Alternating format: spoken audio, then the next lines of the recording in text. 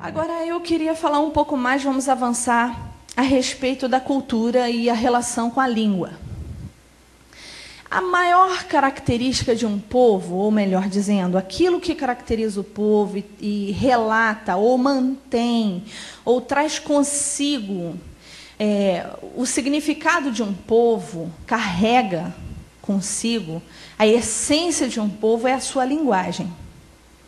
Na linguagem, você vai encontrar referências da cultura, você vai encontrar referências dos costumes, você vai encontrar referências das tradições. Tudo isso está embutido na linguagem. Se você fala português como eu, e você vai falar português num outro país, existem palavras que são características nossas, da nossa cultura, da nossa tradição, dos nossos costumes, não vão ser encontrados em nenhum outro lugar do mundo. Mas, quando você traduz a língua portuguesa para uma outra língua, seja ela qualquer que seja, você perde isso.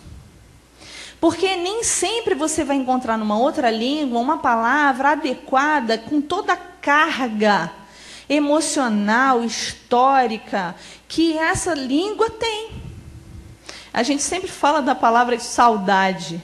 Essa palavra saudade só existe na língua portuguesa, não existe em outro lugar do mundo. Em outras tradições, em outras línguas, é necessário uma frase para traduzir a palavra saudade, porque não existe palavra referência para se traduzir.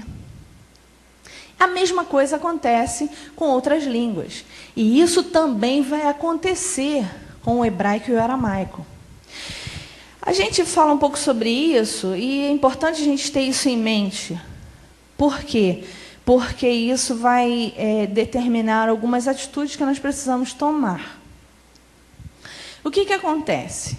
Essa cultura, essa tradição, esses costumes que estão embutidos na palavra, eles são perdidos quando essa palavra é traduzida.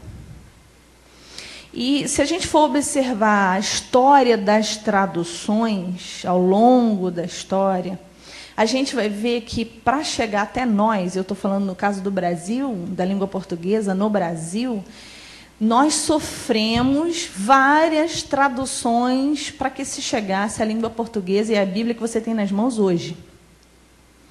Você quer ver? Por cima, só para a gente ter uma ideia. Quando a Brit Hadashah foi escrita em hebraico e aramaico. Ok. Logo depois ela foi traduzida para o grego. E aí depois a Igreja Católica se formou, tomou conta desses manuscritos e aí traduziu para o latim, Vulgata. E aí da Vulgata, o tempo foi passando, vamos dar saltos na história, e logo depois vem a Reforma, e a Reforma surge uma tradução do Novo Testamento para o alemão, quarta tradução. Aí do alemão a história se propaga, a Reforma se expande, chega até a Inglaterra, até a Europa, e existe uma tradução para o inglês, quinta tradução. E aí esse inglês, que é europeu, vai para as Américas. E aí sofre influência americana, do inglês americano. Não vou contar com uma nova tradução, mas esse inglês, ele vem para o Brasil, e a maior parte dos missionários que trouxeram a palavra, a Bíblia para o Brasil, trouxeram a Brit Hadashah em inglês e foi traduzida para o português. Sexta tradução. Cada vez que essa palavra é traduzida, automaticamente ela sofre uma influência de quem traduz. E junto com a tradução vem uma versão. Por quê? Justamente por falta de uma palavra exatamente igual em outra língua para que seja feita a tradução literal, por falta disso, quem está traduzindo se sente no direito, na obrigação até, para facilitar e comunicar a mensagem, de dar a sua interpretação e estabelecer a sua linguagem. E isso gera uma versão. Por isso nós temos N versões. E aí a gente tem, quando chega na língua portuguesa, a gente tem a versão revisada, a gente tem a versão corrigida, a gente tem a versão revisada e corrigida, a gente tem a versão atualizada, a gente tem a versão na linguagem de hoje, a gente tem a versão, nova versão internacional, e quantas versões? Cada vez que essa palavra é retraduzida, ela sofre uma nova influência. E cada vez mais distante da língua original ela fica. Vocês conseguem entender o quanto foi perdido ao longo do tempo com cada uma dessas traduções? E o importante a gente ter em mente que quem desejou, quem estabeleceu essa coisa da tradução, tinha por ideia ou por finalidade divulgar a mensagem, facilitar para que todo mundo tivesse acesso, para que todo mundo tivesse o conhecimento. Só que esqueceram a coisa mais importante. Perguntar a Hashem, o dono da palavra, se esse era o propósito dele. Se era isso que ele queria. Se era assim que ele desejava que a palavra dele fosse divulgada. Se era assim que ele tinha como propósito alcançar todas as nações. Se era assim que ele tinha como propósito fazer com que essa palavra fosse conhecida por todos. Não perguntaram a Hashem. E eu ouso dizer mais, não se deram nem ao trabalho de procurar na palavra que já está revelada se tem alguma coisa falando sobre isso. Não se deram a esse trabalho. E quem faz essas traduções são eruditos, são pessoas conhecedoras de linguagem. Normalmente são poliglotas, pessoas que falam 2, 3, 4, 5 idiomas, para que seja feita com maior integridade, com maior dedicação, a tradução seja feita de maneira perfeita. Mas não se preocuparam em perguntar ao dono da palavra o que ele pensava disso. Antes de eu te dar as provas do que Hashem tem sobre isso, do que ele fala sobre esse assunto, eu quero que você entenda com maior profundidade o que isso significa. A palavra diz que não se pode mexer naquilo que já foi escrito. Eu quero que você abra a sua Bíblia comigo. Nós vamos desde a Tanar, desde a Torá até a Brit Hadashah. Eu quero que você abra comigo em Deuteronômio, capítulo 4, verso 2. Eu estou lendo na Bíblia hebraica. Deuteronômio, capítulo 4, verso 2, diz assim. Palavras de Hashem.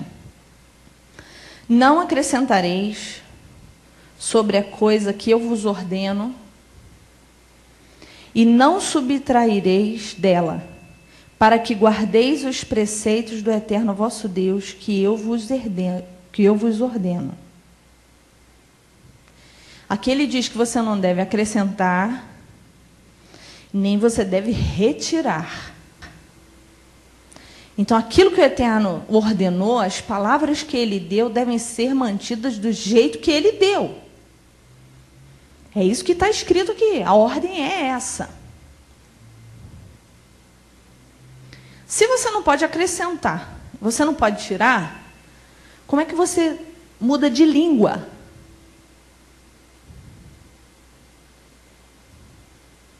Ah, Dálcia, mas aí é palavra do Eterno e tal, está lá na Torá. Tudo bem, mas só está escrito aí? Não, vamos para a Brit Hadashah.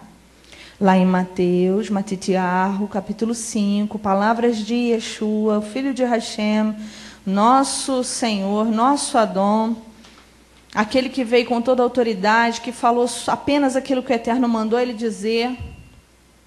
Matitiarro, capítulo 5, verso 18 e 19, palavras de Yeshua. Sim, é verdade, digo a vocês, até que os céus e a terra passem, nem mesmo um iude ou um traço passará da Torá, até que todas as coisas que precisam acontecer tenham acontecido. Yeshua está falando do cumprimento da palavra. E ele diz que não pode passar nem o iud, nem o traço. Não é o tio, não. Nem o i. Porque no hebraico e no aramaico não existe letra i. E não existe o grafo, né, a grafia do tio. Ele falava em hebraico e aramaico, então ele usava a expressão da língua. Ele está falando da língua. Ele fala que não pode passar nem o iud, nem o traço, antes que tudo se cumpra. Como é que você traduz para outra língua?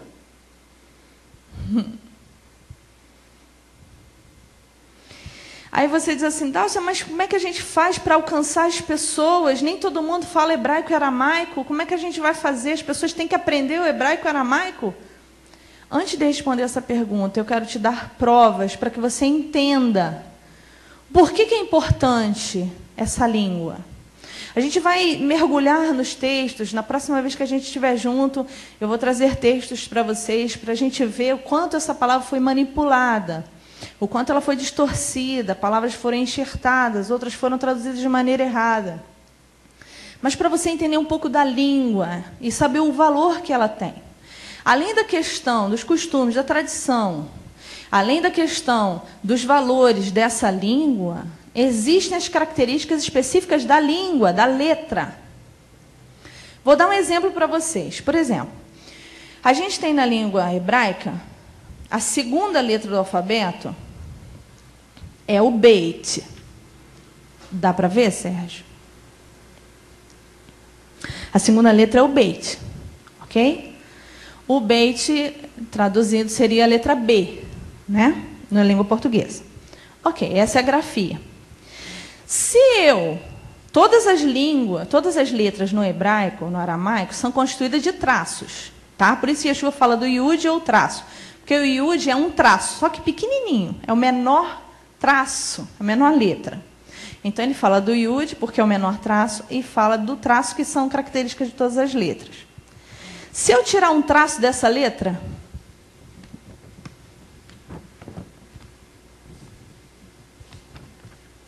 tirei um traço, ela vira outra letra.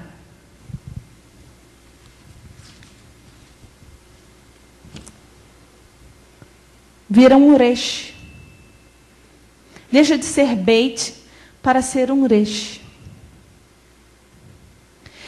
Aí, existe uma característica muito forte no hebraico, onde as letras, elas não significam apenas a letra. Na língua portuguesa, se você falar o B, o que significa o B?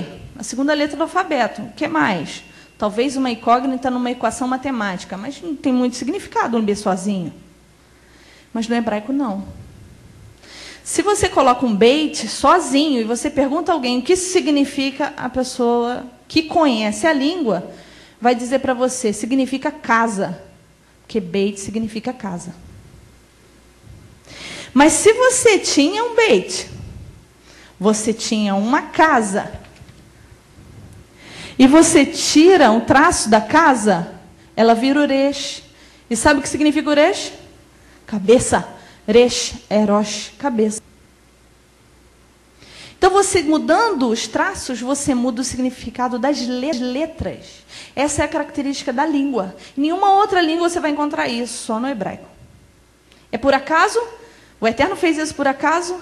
Não. Então, essa língua é muito rica, ela é muito importante. E eu quero terminar. Por quê? E o que Hashem diz a respeito dessa língua? E o tratamento que ele quer para essa língua? Queria que você abrisse sua Bíblia comigo em Sofonias. Capítulo 3.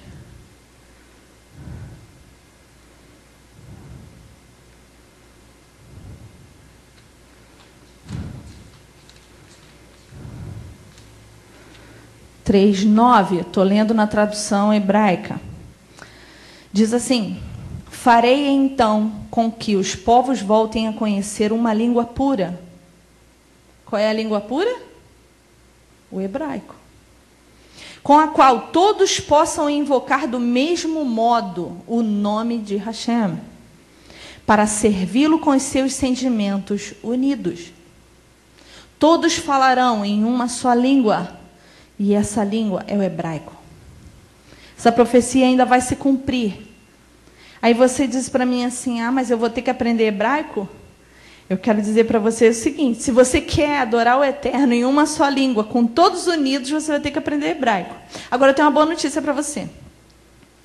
A nossa presidente Dilma aprovou no dia 12 de janeiro de 2012 um decreto para o ensino do hebraico nas escolas no Brasil. Isso é por acaso? Não. O Eterno dá as suas ordens e Ele dá condições para que elas se cumpram. Compete a mim e a você nos posicionarmos, estarmos no lugar certo e na hora certa, para que a vontade de Hashem se cumpra nas nossas vidas. Amém? Que o Eterno abençoe vocês. Até a próxima.